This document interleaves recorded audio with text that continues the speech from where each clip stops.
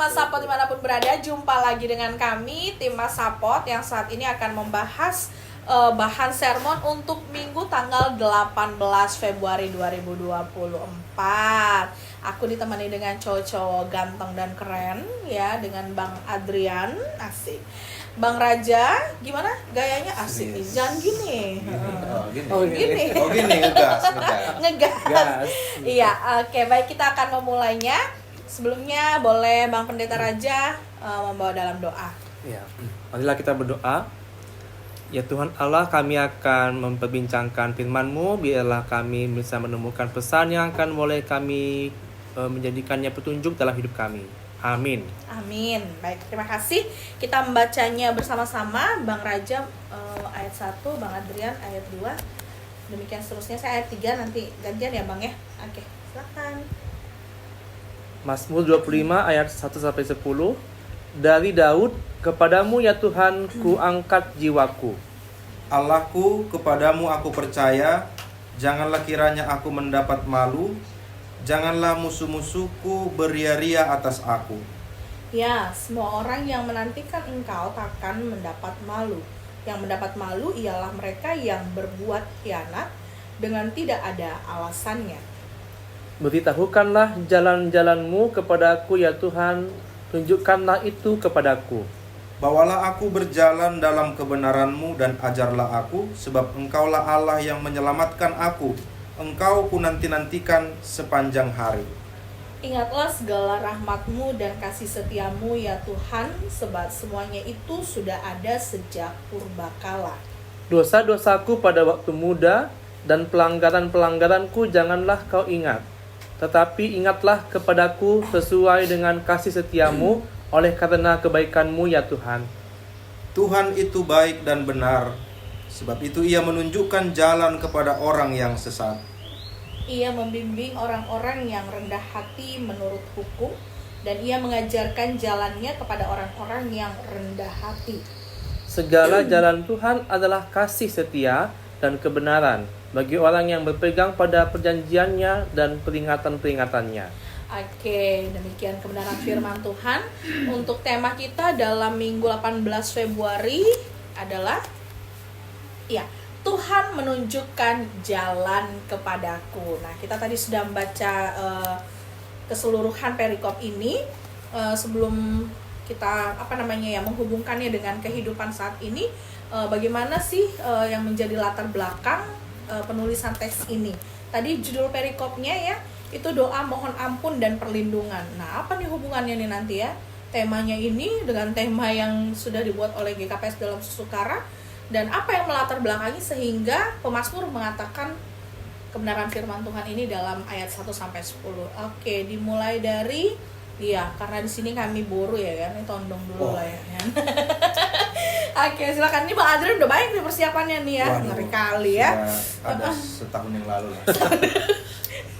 Oke, Silakan. terima kasih Kak Pendeta Yeni ya. Kalau kita bicara Mazmur memang selalu tidak ada habis-habisnya untuk kita bahas, karena Mazmur itu sangat kaya dan luas akan makna. Dia boleh bersifat nyanyian, doa, sastra-sastra yang penuh dengan makna yang banyak kita bisa gali. Tapi secara khusus untuk perikop pasal 25 ini, sepertinya Mazmur ini digolongkan Mazmur iman, Mazmur doa begitu, di mana ada 3 aspek yang sangat kelihatan jelas di dalam penulisan Mazmur 25 ini. Yang pertama, langsung straight to the point tentang doa.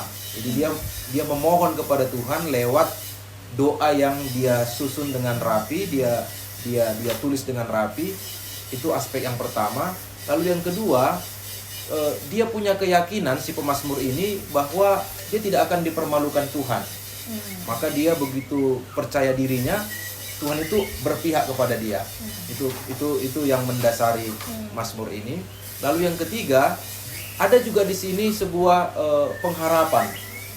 Artinya penulis Mazmur ini bukan hanya sekedar menyampaikan keluh kesahnya, doanya, tapi juga dia berharap apa yang Tuhan mau lakukan kepada dia, Tuhan mau berikan kepada dia. Nah, ketiga aspek inilah saya pikir yang melatar belakangi penulisan Mazmur 25 ini. Ya oke. Tentu pemazmur di sini menuliskan ini tadi ada tiga hal begitu ya yang disampaikan oleh Bang Adrian. Tapi dalam konteks apa gitu ya? Dalam konteks apa Daud menyampaikan ini? Perihal doa tadi, terus perihal pengharapan tadi itu ya. Mungkin Bang Adrian dan Bang Raja, Bang Adrian dulu baru nanti silakan ya Bang Raja, mungkin ada yang mau ditambahkan atau Iya, no comment juga nggak apa sih? Gak apa-apa yang dibilang tadi, yang dibilang Bang Adrian tadi sudah tepat ya, iya, tepat ke iya, sana ya. tepat. Jadi aku hanya menambahkan sedikit aja ya, kalau di Mazmur ini memang Raja Daud mau memanjatkan doa pengharapannya kepada Tuhan karena dia punya pengalaman hidup yang sangat-sangat berat ya, pergumulannya. Dia punya musuh ya. Musuh-musuh yang banyak, baik dari luar Israel maupun juga dia tinggal di dalamnya. Karena dari luar dia sebagai raja memang harus melindungi bangsa dan negaranya kan dari musuh-musuh dari luarnya. Tapi juga dari dalam ternyata ada ancaman dari keluarga juga, dari anaknya sendiri bahkan yang mau merebut kuasanya. Jadi banyak pergumulan itu yang mungkin juga mau direlatekan dengan pergumulan manusia zaman sekarang gitu ya. Jadi itu mungkin kita bisa lebih menarik ya kita pelajari di sini. Oke, berarti konteksnya dalam pergumulan si pemazmur khususnya Daud gitu ya. Berarti konteksnya saat itu si Bapak Daud ini sudah menjadi raja gitu ya? Ya, sudah. Konteksnya sudah menjadi raja. Lalu tentu dalam hal kepemimpinan bukan hal yang mudah gitu ya, untuk memimpin bangsa Israel yang dengan macam-macam karakter begitu ya, sehingga dia pun bergumul akan hal itu dan dia menyampaikan pergumulan itu di dalam doa yang tadi dibilang Bang Adrian yang sudah tersusun rapi, tetapi doa itu juga berisi dengan pengharapan bahwa ada kehadiran Tuhan yang menolong begitu ya. Oke, ada mungkin hal-hal poin-poin penting dalam penyampaian doa ini yang mau disampaikan? Saya menambahkan sedikit gitu, ke pendeta Yeni. Jadi kalau saya melihat dari informasi Mazmur 25 ini, khususnya di ayat 7 ya, dosa-dosaku pada waktu muda dan pelanggaranku janganlah kau ingat. Ini menandakan bahwa pemazmur dalam hal ini Raja Daud menuliskan ini pada saat dia sudah mengalami kematangan usia dan juga kematangan spiritualitas. Jadi bukan pada saat dia muda, makanya dia ucapkan dosa-dosaku pada waktu muda, karena sudah mencapai kepemimpinan sebagai Raja Israel dan usianya sudah memasuki kematangan. Maka dia bilang kepada Allah lewat doanya, dosa-dosaku di masa mudaku, pelanggaranku itu janganlah kau ingat. Nah, ini menandakan kepada kita si Raja Daud ini di dalam pencapaian spiritual dan usia yang cukup matang, maka dia dengan begitu apiknya menyampaikan pergumulannya ya, begitu berhikmat lah istilah sekarang, begitu berhikmat. Dia mulai dengan penyerahan diri ya, bentuk doanya itu dia penyerahan diri kepadamu Tuhan kan, kepadamu Tuhan kuangkat jiwaku begitu. Lalu dia teruskan dengan keyakinannya akan siapa itu Tuhan yang menolong dia, tidak mempermalukan dia. Lalu juga dia melanjutkannya dengan mengatakan Allah itu Allah yang mengampuni. Itu kan udah spiritualitas yang sudah paham di konteks siapa Allah, eksistensi Allah itu. Lalu dia teruskan dengan pengharapan tadi, apa yang mau dia harapkan dari doanya itu kepada Tuhan. Jadi saya pikir memang relate seperti katakan Bang Pendeta Raja tadi. Kita pun sekarang ini mungkin mengalami masa seperti Raja Daud akan waktunya. Misalnya hari ini kita ya seperti Kak Pendeta ini masih segar, muda, energik gitu kan, cantik begitu kan. Ya ampun, nanti akan mengalami masa-masa kematangan keriput gitu spiritual, maksudnya. bukan keriput ya, tapi lebih kepada kedewasaan dan juga bagaimana sudah melewati tahapan kehidupan yang penuh dinamika. Seperti Raja Daud tadi punya musuh, punya tantangan baik eksternal, internal. Nah, itu akhirnya merumuskan iman yang baru oleh Daud sendiri. Dia sudah punya cara pandang terhadap Allah itu, begitu. Itu yang mau saya sampaikan. Jadi kita pun nanti mungkin nggak apa-apa kalau anak-anak muda masih ibaratnya memandang Allah itu masih ya belum sepenuhnya utuh begitu. Tapi nanti dengan seiring berjalannya waktu, semakin mereka dewasa dalam iman, mereka akan memandang Allah yang lebih dalam dan lebih utuh lagi, seperti doanya si Raja Daud ini. Iya, kayaknya udah sampai kesimpulannya. Oke, silakan kita tutup ya. Langsung nyanyi lah kita. Oke, mungkin ada yang mau ditambahkan atau mungkin mau ngomong hal yang sama, bahasanya aja beda. Boleh gitu dong. Ya, kan bebas gitu. Jadi saya setuju dengan kata Pendeta Andrian ya, bahwa kita di sini memang harus setuju sama Tondong. Benar-benar. Ini mahal tuh sebagai Tondong. Jadi kita mau melihat bahwa ternyata setiap manusia itu punya pergumulan masing-masing. Cuman bagaimana cara pandang kita kepada Allah itu yang mau kita simak di sini. Kita pelajari dari cara pandang Daud ya, bahwa Daud itu ketika dia menghadapi pergumulannya, dia mengatakan di ayat yang pertama, "Kepadamu ya Tuhan kuangkat jiwaku." Nah, itu yang pertama. Jadi ternyata ketika kita lagi menghadapi suatu problem, maka yang pertama adalah kita harus mengangkat jiwa kita kepada Tuhan. Nah, kata mengangkat jiwa ini kalau kita artikan, ternyata ini punya arti mempersembahkan. Ya, seperti orang tradisi dulu mempersembahkan kurban untuk Tuhan. Apakah itu kurban untuk minta pengampunan dosa, apakah itu dia kurban dalam bentuk untuk persembahan. Nah, dia akan mengatakan, aku akan mengangkat. Ya, artinya dia akan mempersembahkan. Ya, ada sesuatu yang diberikan kepada Tuhan yang di atas surga. Nah, jadi ketika dikatakan di sini dia lagi dalam pergumulan, tapi dalam doanya dia mengatakan, aku angkat jiwaku kepada Tuhan. Artinya dia mempersembahkan jiwanya, mempersembahkan dirinya, penyerahan diri sepenuhnya kepada Tuhan. Nah, itu yang pertama ya, dilakukan oleh si Daud ini. Lalu yang kedua, dia menunjukkan diri, menyerahkan diri sepenuhnya kepada Tuhan. Jadi di sini dia kalau di Semolungun bilang marondos ya.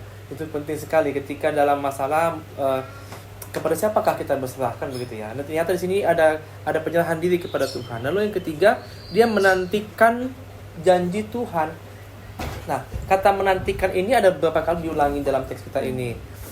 Yang saya temukan sih 2 ya. Nanti kalau ada mungkin bisa ditambah ya. Yaitu pertama-tama di ayat yang kedua, di ayat yang ketiga.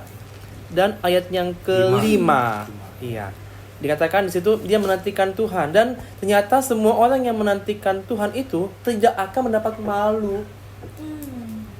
Itu kesaksian dari Raja Daud. Semua orang yang menantikan engkau tidak akan mendapatkan malu. Nah, justru di ayat yang kelima lagi dikatakan, bawalah aku berjalan dalam kebenaranmu dan ajarlah aku, sebab engkaulah Allah yang menyelamatkan aku, engkau ku nantikan sepanjang hari. Nah, jadi kalau dalam bahasa Ibrani-nya, kata Ibrani disebut kawah ya, artinya itu bersifat menantikan sesuatu, menunggu sesuatu, mengharapkan sesuatu yang belum ada, belum datang, belum kelihatan jelas gitu ya. Belum kelihatan jelas, tapi dia sudah mengharapkan itu akan datang. Itu akan terjadi. Kawah. Iya. Seperti bahasa Malungun ya? Iya, seperti Malungun ya. Kawah. Ini bahasa Ibrani tadi ya? Iya, bahasa Ibrani. Hukawa dapat dolok lagi, jangan salah ya. Ya ada holy rock, udah pion ya. Makawah ya. Oke, baik. Menantikan, mengharapkan sesuatu yang belum ada tapi diharapkan akan datang. Oke, baik. Sedikit lagi. Jadi ada istilahnya Kak. Dia mengharapkan sesuatu itu seperti penjaga malam menunggu pagi, menantikan pagi. Capek ya, nggak tidur ya? Gimana seorang penjaga malam itu ya, dia harus standby sepanjang malam. Sudah ngantuk, dia pengen tidur ya, tapi kapan kalau satu ya ini? malam bisa lah, tapi kalau sampai seterusnya kayaknya. Setiap malam dia menjaga ya, bertugas menjaga malam. Jadi dia akan menantikan kapan datang matahari, kapan terbit matahari. Jadi kalau sudah terbit matahari berarti kan sudah selesai lah tugasnya, kira-kira seperti itu. Lalu kemudian kata kawah ini juga menggambarkan seorang petani yang menanti-nantikan musim tuai. Jadi berbahagialah bagaimana petani itu panen ya. Iya. Ketika mahal dia boras ya. ketika petani mulai untuk bekerja, untuk mempersiapkan lahan, untuk menanam benihnya, lalu kemudian setelah mulai bertunas dia menyirami, memupuk. menyiangi, menjaga dari hama-hama lainnya. Itu kan proses yang panjang sebetulnya, dan itu proses yang mungkin bisa membuat seseorang jadi nggak sabar lagi gitu ya. Tapi ternyata kata di sini ada kata kawah itu menggambarkan seorang petani yang setia, sabar dia menantikan datangnya musim panen, musim tuai itu. Nah, jadi seperti itulah digambarkan orang-orang yang menanti-nantikan Tuhan. Oke, seperti itulah ya. Iya. Oke, baik, ada lagi yang mau disampaikan? Ya itu menarik sekali itu yang dijelaskan Pendeta Raja soal kawah tadi itu kan. Itu menantikan Tuhan. Itu kan sebuah spiritualitas yang cukup kuat ya. Artinya Sudah matang banget kita tadi belajar mesin-mesinnya ya. petani, dia tahu bahwa akan ada musim tuai, musim Ngapain di panen. situ ya? Tapi dia tetap menanam. Iya. Penjaga dia tahu bahwa akan terbit matahari, Betul. ya kan? Makanya dia terus menjaga. Artinya dia tahu bahwa sesuatu yang pasti akan datang. Kan Betul. itu kata kawah tadi kan. Jadi Iya. saya membayangkan segala sesuatu kan tidak ada yang bisa kita pastikan kan. Akhir-akhir ini apalagi gejolak politik ini kan nggak ada yang pasti. Nggak ada kan? yang pasti ya. Tapi kita yakin bahwa sesuatu yang baik dari Tuhan itu pasti datang. Nah itu yang saya bilang tadi, spiritualitas yang disampaikan Pendeta Raja tadi, menantikan Spiritualitas yang Tuhan. sudah matang itu ya. Oke. Spiritualitas kawah. Kawah. Coba itu kayaknya itu. Kawan, Jadi judul Judul apa? tesisnya di sana. Judul tesis. ada itu lagunya bang. Kawah konal satorana rilo kakan ini kan. Kawah kona satorapna. Oh, oke. Kakak. Oke. Canda ya, oke. Lanjut. Lanjut, baik, ada lagi? Sudah? Nah, cukup. Sudah. Cukup. Cukup. Ada lagi yang mau disampaikan? Nggak harus konteks, terserah mau apa? Udah. Udah. Tutup aja. Isi udah, tutup aja. Refleksi ya gitu. Refleksi. Udah. Atau mau Belum masuk kepada isinya nih, udah. Udah. Udah tadi. Oke. apalagi isinya kalau Oke. udah banyak itu bang.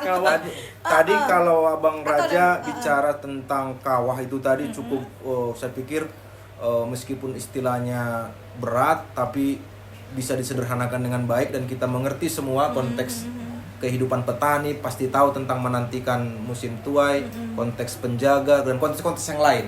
Saya mau menambahkan tentang spiritualitasnya si pemazmur ini tentang berharap pada Tuhan sepenuhnya. Jadi Ya. akhir-akhir ini kita melihat bahwa banyak orang yang kehilangan harapan, atau mungkin orang yang sedang berjuang untuk mengutuhkan harapannya lagi, yang sempat sudah mungkin dia alami semacam gejolak yang cukup kuat sehingga dia tidak tahu mau melakukan hal yang pasti bagi masa depannya. Ini kan sangat relate dengan kehidupan zaman sekarang. Dan disinilah kita diingatkan oleh pemazmur ini bahwa dengan kita berharap kepada Tuhan, istilah Bang Raja tadi, marondos kepada Tuhan, maka Tuhan yang baik dan setia itu akan memberikannya kepada kita. Nah, bagaimana kita kemudian menumbuhkan spiritualitas seperti itu? Setiap kali kita berdoa, setiap kali kita berharap kepada Tuhan, kita yakin bahwa yang baik itu pasti datangnya dari Tuhan. Nah, ini yang saya pikir diajarkan oleh pemazmur, sehingga kita bisa melihat di sini pemazmur mau berbagi tentang pergumulannya sekaligus bagaimana kehadiran Allah atas pergumulannya itu. Kalau kita baca misalnya di ayat yang berikutnya, dia katakan di sini dia tidak mendapat malu oleh karena musuhnya, lalu dia membimbing orang-orang yang rendah hati, jalannya orang yang takut akan Tuhan akan diluruskan, diberikan keselamatan. Itu kan sebuah pengakuan iman yang cukup kuat dari pemazmur itu tentang Allah itu sendiri. Jadi saya pikir ini juga salah satu substansi yang ingin disampaikan oleh kitab Mazmur, khususnya perikop kita ini, soal bagaimana kehadiran Tuhan di tengah-tengah pengharapan itu tadi. Demikian Kak Pendeta Yeni. Oke. Iya. Oke, nggak ada lagi? Dah, cukup. Oke, Dah? dari aku ya. Lagi? Oke, baiklah. Ini ayat Kurang. 8, 9 dan 10 ya. Tambo. Ya, untuk Baiklah. bagian terakhirnya di sini ayat 8, 9, 10, Raja Daud itu mengakui, agak cepat-cepat kita Iya. nanti ia mengakui apa, bahwa Tuhan itu baik dan benar. Tuhan itu membimbing orang-orang yang rendah hati menurut hukum. Tuhan mengajarkan jalannya. kepada orang yang rendah hati. Segala jalan Tuhan adalah kasih, setia, dan kebenaran. Nantinya di sini Raja Daud ini menunjukkan bahwa memang ada kepastian pertolongan dari Tuhan, dan itu bukan karena usaha manusia, gitu ya. Jadi sesuatu pencapaian boleh didapatkan oleh seseorang itu bukan karena hasil usahanya sendiri, bukan karena hebat ataupun kuatnya sendiri, tapi karena pertolongan Tuhan. Nah, Raja Daud mengakui itu. Jadi memang betul-betul dia menyandarkan dirinya pada kekuatan Tuhan itu. Nah, kemudian ketika pemazmur mengalami sesak, mengalami ancaman, mengalami tadi pergumulan itu, dia mengakui bahwa jalan Tuhan itu adalah kasih. Rahmat Tuhan itu adalah penuh kasih. Jadi rahmat Tuhan itu sering dikatakan seperti rahim, ya, Allah yang rahimi, Allah yang seperti dia itu menggambarkan Allah itu memberikan kita itu perlindungan. Nah, karena seperti rahim yang melindungi janin, rahim yang melindungi janin menjadi seorang manusia yang utuh, seperti itulah Allah itu menjadi perlindungan yang kuat bagi kita. Nah, makanya dalam doa ini dikatakan Daud memohon ampun dan juga memohon perlindungan dari Tuhan, karena dia menyadari bahwa dirinya adalah sama manusia yang rentan, manusia yang lemah, tapi Tuhan yang rahimi itu betul-betul mencukupkan kebutuhannya dan melindunginya, menjaganya dengan sangat baik. Oke, baik. Oke. Dari sudah ada lagi tambuhnya? Ya, saya Iya, banyak tambuhnya memberikan pemirsa sedikit ya. tanggapan tentang ayat 10 jalan Tuhan. Oke, Jadi jalan Tuhan. ada istilah jalan Tuhan di sini karena kita tahu Mazmur ini dia punya semacam pola, ya kan, jalan orang benar, jalan orang fasik, jalan Tuhan itu seringkali muncul dalam beberapa penulisan pasal-pasal di Mazmur ini, sehingga kita melihat tujuan dari pemilihan kata itu sebenarnya tidak terpisah dari bagaimana si penulis Mazmur ini sendiri ingin menyatakan baik lewat doa, baik lewat nyanyian, bahwa dengan mengingat jalan Tuhan kita tahu apa yang harus kita ikuti. Kan seperti jalan, kan artinya jalan itu menunjukkan kepada kita apa yang harus kita lalui, apa yang harus kita lakukan, dan Tuhan memperlihatkan petunjuk itu kepada kita. Nah, jalan Tuhan itu bisa berbentuk simbolis seperti hukumnya, hukum Tauratnya, bisa berbentuk firman-Nya, atau bahkan perkataan Allah itu sendiri yang mengarahkan kepada kita kepada Allah itu sendiri. Itulah jalan Tuhan, bukan jalan yang menjauhkan kita kepada Dia, tapi justru jalan yang membuat kita lebih dekat dan tertuju kepada Dia. Itu makanya ada istilah jalan Tuhan di sini. Isinya jalan Tuhan itu adalah kasih setia, kebenaran bagi orang-orang yang mengikuti jalan itu. Oke, baik. Oke, ada lagi? Langsung sebelum kita masuk ke refleksi. Ada lagi? Mana tambu lagi ya kan? Aku udah mempersiapkan refleksi. Kalau Bang Raja mau nambah silakan. Oke, baik. Sudah, oke, baik. Refleksi. Ya, refleksi. Dari siapa dulu? Oke. Aku lah ya. Iya, tondong. Takut lupa. Iya, tondong. Baik, tondong. Biasa memori pendek.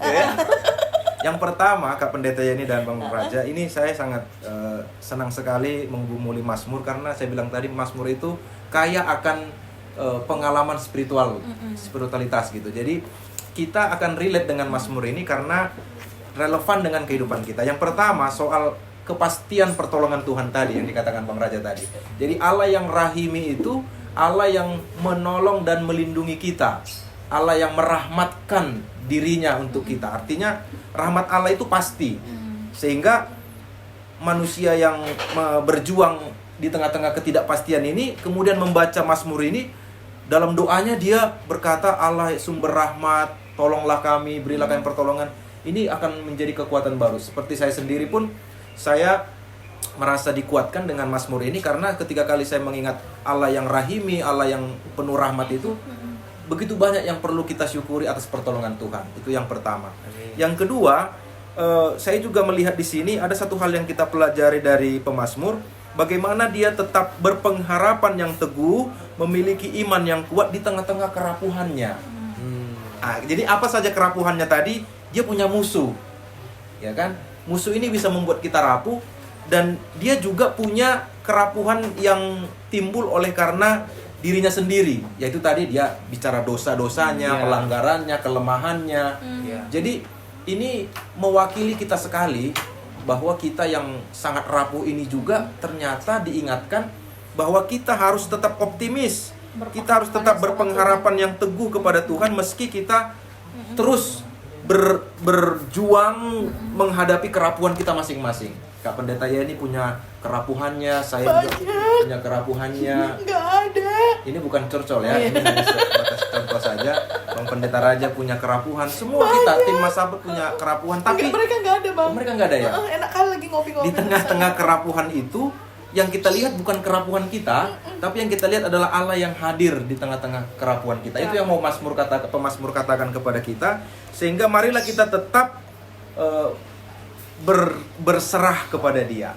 Marilah kita tetap marondos itu tadi. Berarti marondosnya jelas ya kemana ya? Ya, Sama karena Tuhan ya. hanya Tuhanlah yang membuat aku menjadi menerima kerapuhanku dan kemudian menghidupi kerapuhanku, dan aku kemudian bersama-sama dengan Allah berjalan dengan kerapuhanku itu. Oke. Cukup ya? Ya, cukup. Ah, Udah, oke. udah. Udah, Apa-apa. dua aja. Dua aja. Oke, dua tapi dalam ya. Oke. Saya suka yang dalam-dalam. Oke. Oke, jadi ini menarik sekali ya. Bagaimana supaya ketika kita rapuh, kita berjalan bersama dengan Tuhan.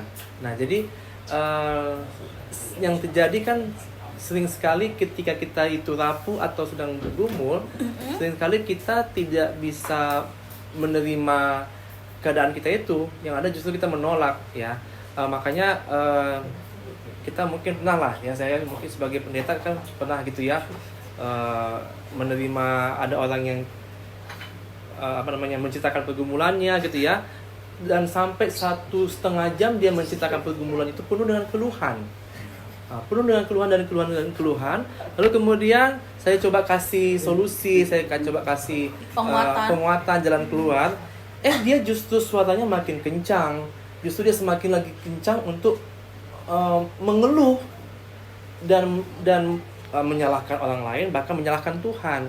Nah, jadi saya rasa firman Tuhan ini sangat menarik memang. Bagaimana supaya ketika kita bergumul itu jangan sampai kita mengandalkan kekuatan diri sendiri aja, atau mengandalkan saya maunya ini, tapi bagaimana supaya kayak tadi yang kata Pendeta Andrian ya, bagaimana supaya kita betul-betul bisa menyadari kerentanan kita, keterbatasan diri, tapi tetap berjalan bersama dengan Tuhan.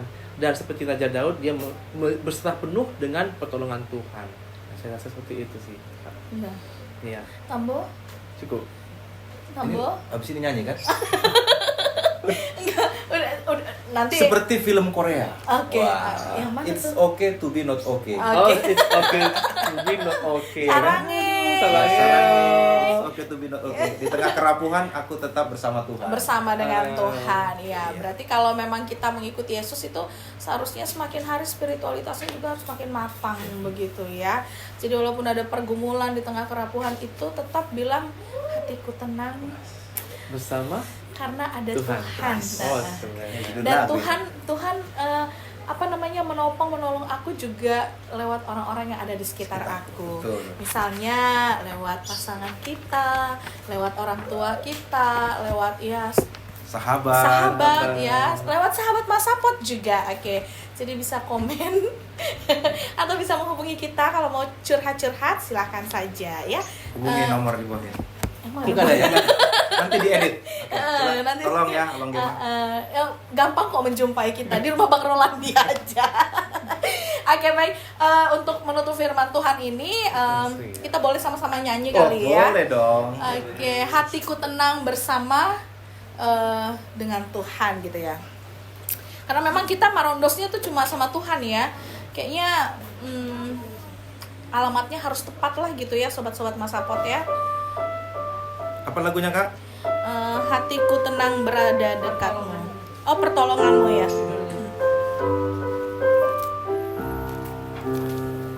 Untuk sobat-sobat yang sedang dalam pergumulan, firman Tuhan hari ini semakin menguatkan kita, memampukan kita bahwa di tengah-tengah kerapuhan kita, ingat bahwa ada Tuhan yang selalu setia ya. menolong kita. Mungkin gak kelihatan tadi yang kayak tadi lagi masa panen itu ya, tapi panen itu akan pasti terjadi gitu. Waktunya kapan? Ya waktunya Tuhan aja, tunggu ya. Jangan semau gue gitu ya. Oke. Udah Bang?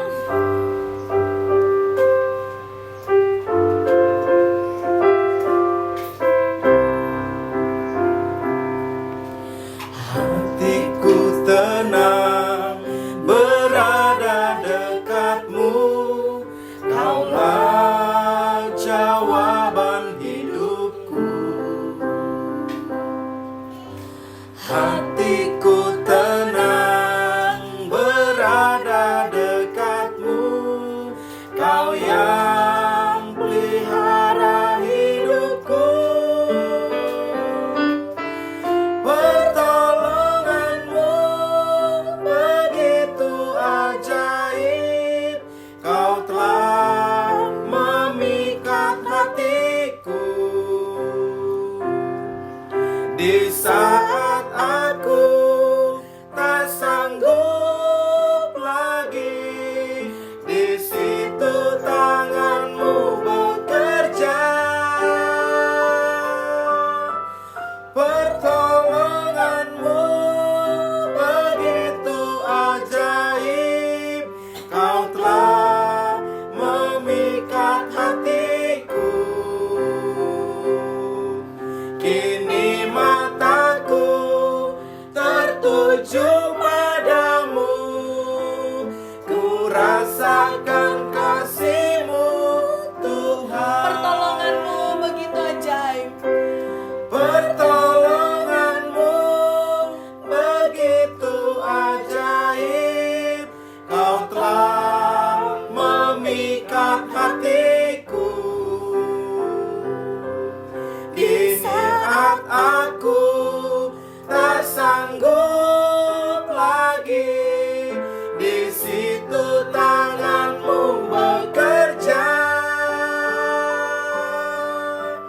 Pertolonganmu begitu ajaib, Kau telah memikat hatiku. Kini mataku tertuju padamu, ku rasakan kasih-Mu Tuhan. Ku rasakan kasih-Mu Tuhan. Sarangnya sobat-sobat Masapot dimanapun berada, di tengah-tengah pergumulan, jangan takut. Karena ada satu kepastian, Tuhan ada selalu bersama, sama dengan kita dalam setiap keberadaan kita. Pertolongan kita mungkin orang lain agak-agak mungkin bosan gitu nolong kita ya. Tetapi ingatlah, Tuhan tidak pernah bosan menolong kita dengan caranya Tuhan. Mungkin itu penekanannya ya, dengan caranya Tuhan, jangan dengan caranya kita manusia. Oke, semoga lewat tayangan ini sobat-sobat Masapot semakin dikuatkan, terkhusus juga kami juga ya, semakin dikuatkan lewat firman Tuhan hari ini. Terima kasih dan tetap setia menonton tayangan Masapot. Like, comment, subscribe, and share kepada semua orang ya.